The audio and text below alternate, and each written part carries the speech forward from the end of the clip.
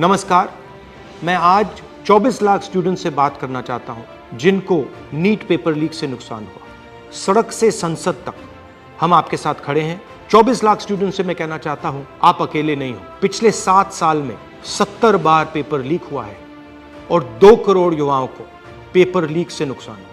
एक साथ हम ये लड़ाई लड़ेंगे और ये लड़ाई जीतेंगे। मेन इशू जो है वो हमारा पेपर लीक है। Sir, it's not only about 24 lakh NEET students, it's about whole family. There was a digital leak also this time. हमारे सोशल मीडिया अकाउंट्स बैन किए जा रहे हैं, हमारी वीडियोस डिलीट की जा रही हैं। मेरा माम पूरे सा हम लोग नहीं हो पाता। और आपके हाथ में, अगर आप क्लैरिटी से खड़े हो गए और पीछे नहीं हटे, उन दोनों को आपकी बात माननी पड़ेगी।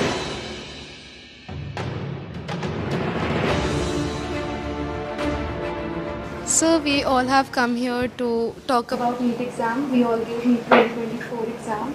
And most of us are 620 plus above who are sitting in this room. Last year 610 was the cutoff. बाकी cutoff 657 पहुंच गई है। 630 जो बेंचमार्क होता है एक रिस्पेक्टेबल स्कोर का, उसमें देखो कंपटीशन तो बढ़ता है। तो जो इन्फ्लेशन रेट है वो 40% से सीधा 400%। सर, सिर्फ ये बोलना कि कंपटीशन बढ़ गया और पॉपुलेशन बढ़ गई, I don't think this justifies the statement. तो जितने भी सो कॉल टॉपर्स थे 720, 715 एंड 718, 709, उनके जो एक्चुअल मार्क्स थे probably they are below even 640. How does that happen? So maybe I feel that there are major 4 reasons. The first one is obviously paper leak.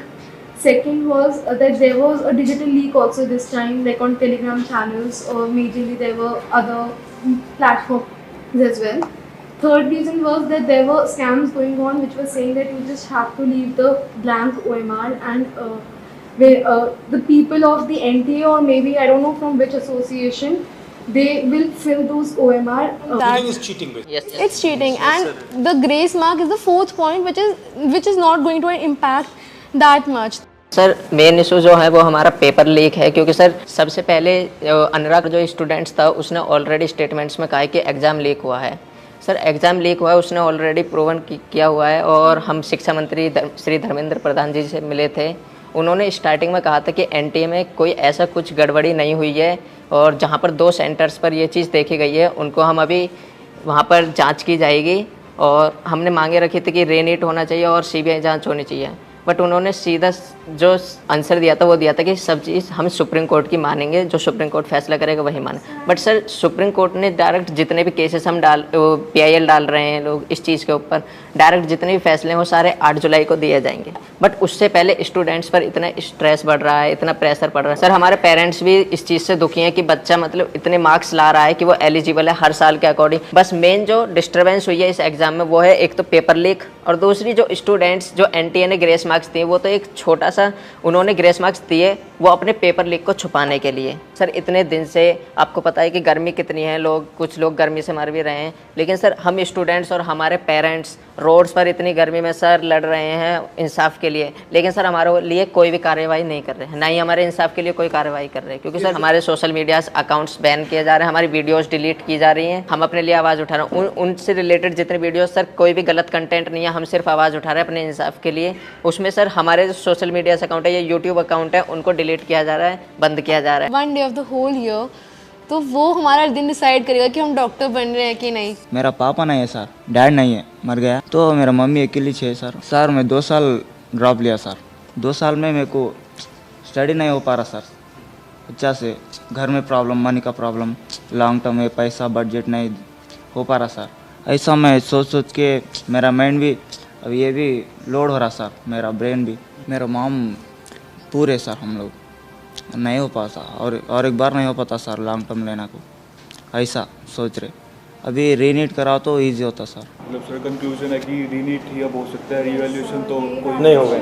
नहीं तो अगर हम आपके लिए 2-3 चीज़ें कर सकें, सरकार के पर प्रेशर डाल पाए, तो हमें किस चीज़ों पे बोलना चाहिए? सर, सबसे पहले तो रीनीट जैसा conclusion रीनीट। Yes sir. Sir, second NTA agency जो है वो एग्जाम्स ना ही कंडक्ट कराए, अगर वो नहीं करवा पा रहे हैं, एक्नॉलेज करें कि हम नहीं मैनेज कर पा रहे हैं। NTA as a concept is a failure. Yes.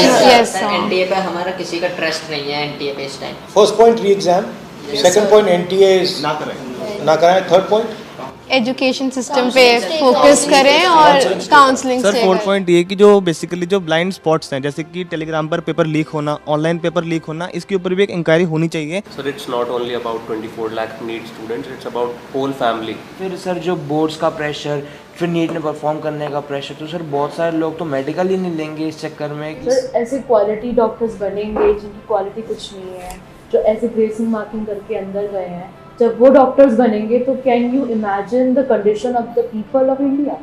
आपको क्या लगेगा, आप अगर कोई ऑपरेशन करवाने जाएगा, क्या वो वापस लौट के आ पाएगा? हमारे पास इतने सारे केसेस होते हैं, मतलब हमारे मतलब नोन में कि भाई किसी को और का पेशेंट, इसका स्टेंट डालना है, उसका इंटेस्टाइन निकलवा दिया, उसका किडनी निकलवा दिया।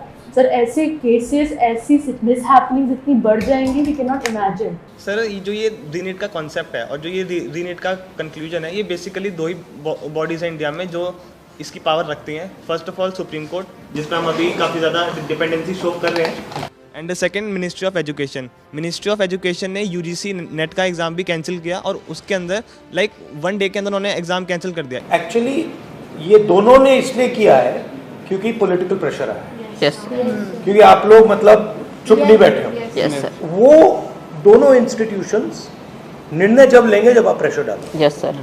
अगर आपने ठीक से प्रेशर डाला और आप पीछे नहीं हटिए, और अगर आप काफी स्टूडेंट्स आ जाएंगे, तो वो दोनों इंस्टीट्यूशंस इसको कैंसिल कर देंगे। पावर ना कोर्ट के हाथ में है, ना मिनिस्ट्री के हाथ में है, पावर आपके हाथ में है। अगर आपने क्लैरिटी से खड़े हो गए और पीछे नहीं हटे, उन दोनों को आपकी बात माननी पड़ेगी। ठीक है, थैंक यू। आपका जो एस्पिरेशन है, आपका जो विजन है, इसी से देश का विजन बनेगा, इसी से देश की प्रगति होगी।